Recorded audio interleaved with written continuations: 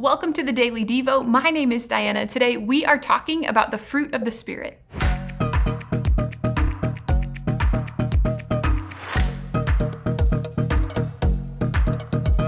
The fruit of the Spirit.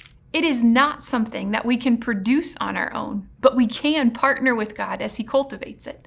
God is described as a gardener in John 15:1, and Jesus is the true vine. Then check this out. Jesus says this in John 15, verse 4. He says, "Remain in me, and I will remain in you.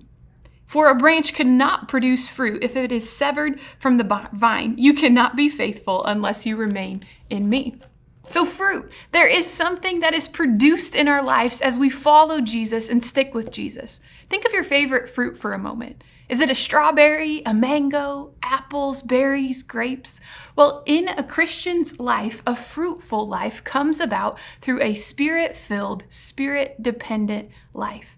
It is the work of the Holy Spirit in and through your life that creates fruitfulness.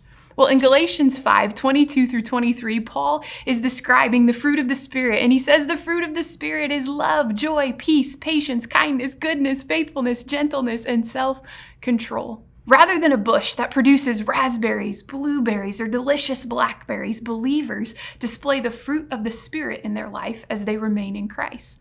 And notice that word fruit, it is singular, not plural. That means that all of those aspects of the fruit are evident in a believer's life as they continue to follow Christ. So as you cultivate your relationship and your obedience, the fruit of the Spirit becomes evident. Listen to today's key verse. It's in Galatians 5:25. It says, "Since we live by the Spirit, let us keep in step with the Spirit." It reminds us that we get to play a part of walking with the Spirit, following the Spirit's guidance in our life. Today, I want to ask you, where are you walking? And more importantly, who are you walking with? Are you walking with your own feelings, with the agenda of other people's expectations? Are you walking with your own desires, your own ambition? Are you walking out of comfort at all costs, no matter what? Or maybe, are you walking with the Holy Spirit? A fruitful life. It comes about through a spirit-filled, spirit-dependent life. It is the work of the Holy Spirit in and through you. Today, let's thank God for the gift of the Holy Spirit. Let's ask the Holy Spirit to grow in us a desire to walk with Him. As we do, we'll start to see the fruit of the Spirit in our life.